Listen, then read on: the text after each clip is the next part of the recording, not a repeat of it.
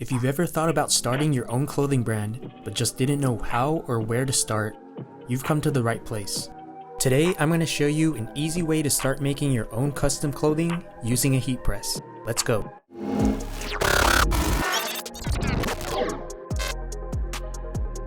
First things first, you're going to have to plug in the heat press into a wall outlet. Stay away from these guys, because it'll trip the fuse, causing the heat press to shut off.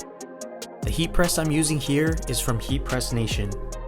It has a 16 by 20 inch surface area, making it perfect for pressing on oversized prints. This heat press has an auto open feature which automatically pops open when it reaches its time limit. It also has a slide out drawer, easy for loading and unloading your garments.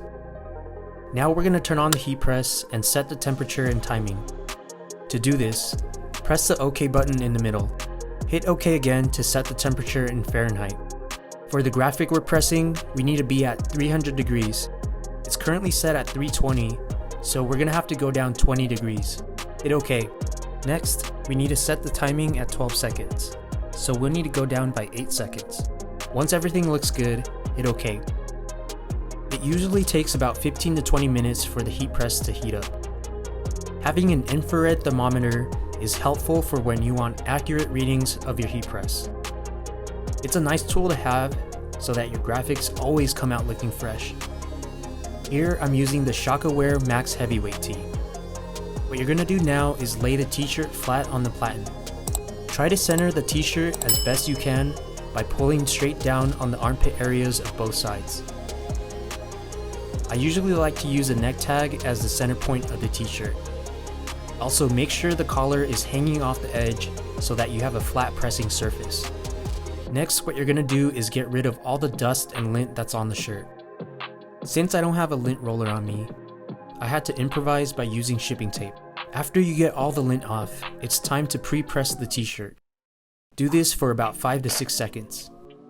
This gets rid of any moisture or wrinkles.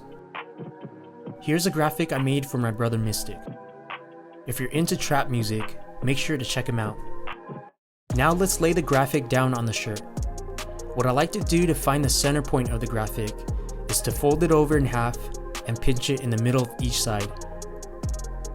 Try not to fold the graphic in half completely, just the edges. Once you have the edges pinched at the midpoints, you now have the center points of the graphic. Lay the graphic back down and try to match it up with the neck tag. I also like to double check the center by lining it up with the middle of the heat press. I typically like to go 4 finger spaces down from the neck collar, just like this.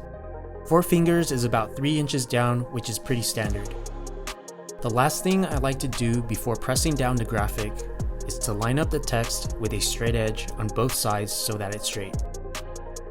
Double check your measurements one last time just to make sure. Now the final step is to press down your graphic. Once you come down, make sure you put as much pressure as you can to lock it in place. Once the time is up, the heat press will automatically pop open. Since this graphic is a hot peel, you can peel back the transfer right away. I'll also take a Teflon sheet and press it a second time to make sure it's solid. And that's all there is to it. Easy peasy.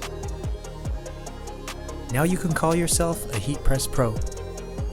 Using special materials like this reflective vinyl can definitely help elevate your brand.